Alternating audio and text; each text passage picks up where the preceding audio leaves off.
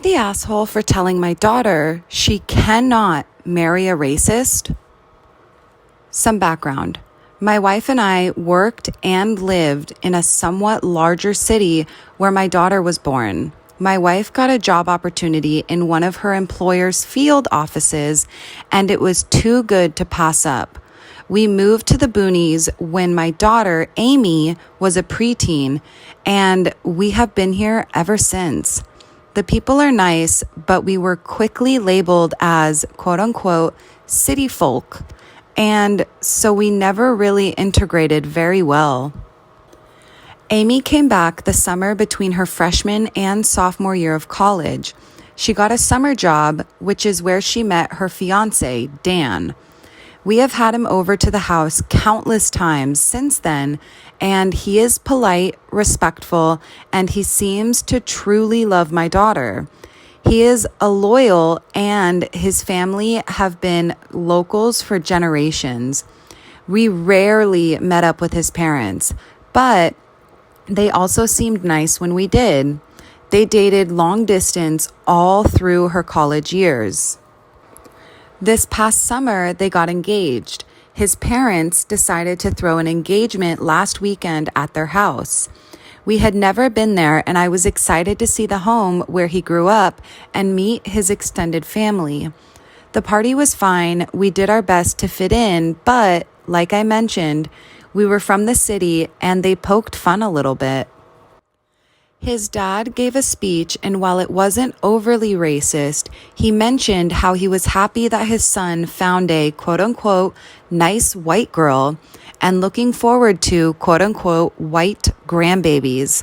As the night progressed, they started to share a bit of family history so that we would know the proud lineage our family would now be a part of. Without going into too much detail, they are descended from members of a hate group. We decided to be polite and not say anything, but we didn't stay much longer. I let this stew for a few days until Amy returned home. She tells me that she was not aware of his family history, but it doesn't change her mind. I don't want her marrying into this family, and I told her so. She says Dan doesn't wholly believe what his parents do, but I'm not convinced. You can't be raised to believe you are of a superior race and not have it become internalized to some degree. She assures me that they have a lifetime for her to point out all the ways his parents are wrong, but I am worried that if they never leave his hometown, there will be too much pushback from his family. I told her that I am going to be firm on this, that I don't want her marrying into that family. She called me an asshole and has been ignoring me ever since. I feel horrible, but this isn't what I had hoped for her. So, is she right? Am I being an asshole? Update. Am I the asshole for telling my daughter she cannot marry a racist? Some asked that I update when I could. A lot has happened the past few weeks, so I thought I would share. Not long after I posted, Amy came to me to apologize. I was surprised because based on the responses I was getting, I was preparing to apologize to her. She said she lashed out because she was trying to reconcile her relationship as she knew it with the new information about who he was. I asked her if she really had no idea, and she said that, looking back, there were warning signs, but nothing that would lead her to believe that he was overly racist. I guess being long distance and liking him so much allowed her to remain mostly ignorant. She wanted to know what she should do. I told her that I was going to talk to Dan and try to get a beat on who he is apart from his parents. She seemed to think that was a good idea. A lot of people said that I was being unfair labeling him a racist before, but now that we have spoken, I can tell you for certain that he is a racist. A lot of you were trying to figure out what Amy meant by him not being wholly racist, and I think I can answer that now. He told me that he doesn't harbor any hatred for anyone, but he believes the white race will go extinct eventually, and he is proud of who he is and of his race, and he doesn't want that to happen. Which I guess also explains his father's comment about white grandbabies. I told him heritage is nothing to be proud of, and that his beliefs will have no place in our family or in my household. He said that Amy seemed to understand him and that I might not have a choice of whether or not his beliefs will be a part of my family. I said that he was right. If Amy wants to move forward with the wedding, then there is nothing I can do to stop her.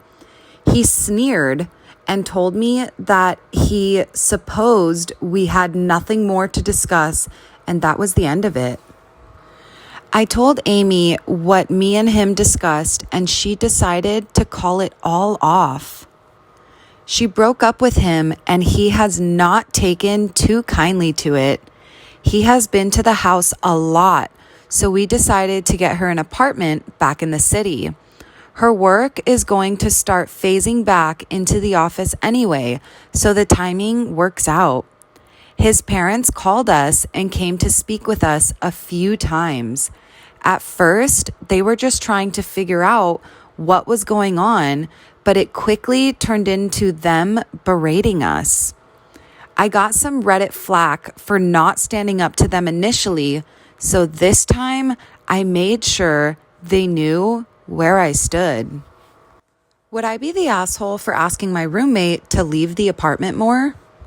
I'm in my 30s. My roommate is 19. She is an international student. I'm often gone for 8 to 10 hours every day for school as all my classes are in person. She has hybrid classes. She does spend most all her time in her room, but I have never had the apartment to myself. I just want a few hours alone in the apartment sometimes, especially since she gets it all day to herself. So, am I the asshole for doing a welfare check on my girl who's living in a dangerous environment?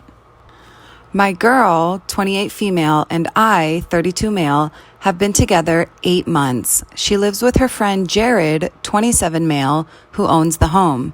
Jared seemed like a great guy, very friendly, down to earth, and weeks from becoming a psychiatrist. Medical studies were demanding of him, but we all got along well whenever I was over. I'm a cop. Where we live, marijuana is common, but still illegal. As a law enforcer, I honor the law, but also anti-drugs for personal reasons. It's not harmless. My peers who smoked marijuana in school are now deadbeats, and my best mate got rejected from the army because he used marijuana before, and now he drives trucks. I have not discussed this view with my girl, but I think being a law enforcer implies my stance, plus nothing about her life gives me reason to suspect she thinks drug use is okay. Sometimes when Jared would hang out with us, I would suspect he had used marijuana. I'm trained to suspect it, but Jared's profile didn't fit an addict, nor would my girl accept living with one. Likely, my judgment was wrong and he was tired from studies. Unfortunately, my instincts were correct. A few weeks ago, I arrived at my girl's house before she had. I let myself in and went to the balcony. Jared was right there.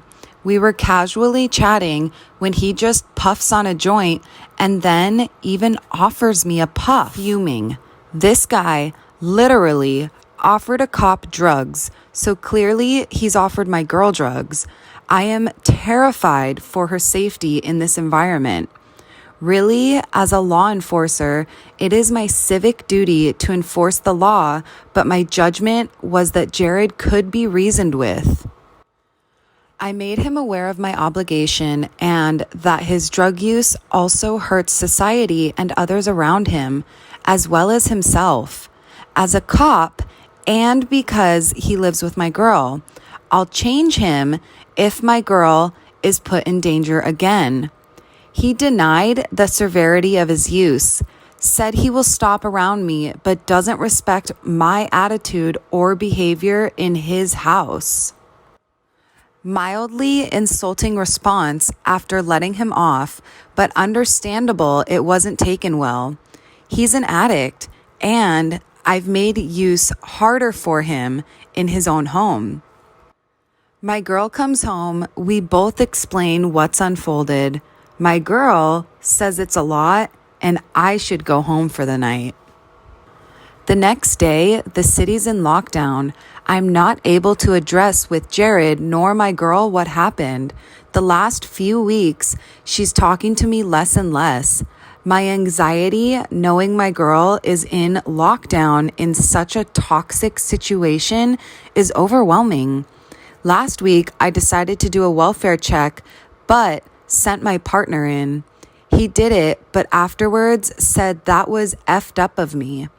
Later that night, my girl cut it entirely and filed a complaint against me. I truly didn't believe I did anything wrong and was just trying to protect my girl.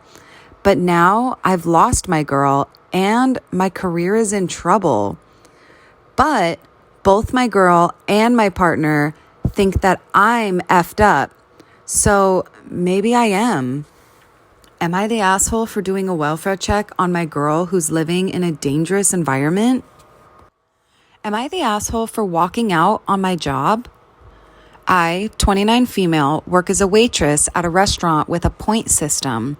It's 1 point if you are late, 3 points to call off with notice, and 5 points for calling off within 4 hours of your shift.